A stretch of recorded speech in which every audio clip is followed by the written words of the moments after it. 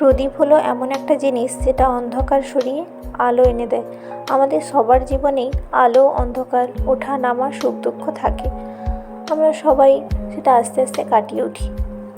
আমি এই প্রদীপগুলো বানাই বলবো না, আমি এই প্রদীপগুলো ডিজাইন এবং কালার করি আমার পছন্দ মতো কালার কম্বিনেশন করে।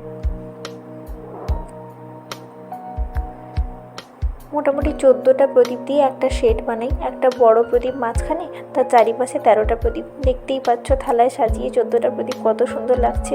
14টা সেট করি কারণ অনেক জায়গাতেই 14 প্রদীপ জ্বালার নিয়ম আছে, সেই জন্য আমিও জ্বালাই। আমি এগুলো বেসিক্যালি বাড়ির পুজোতে ইউজ করি।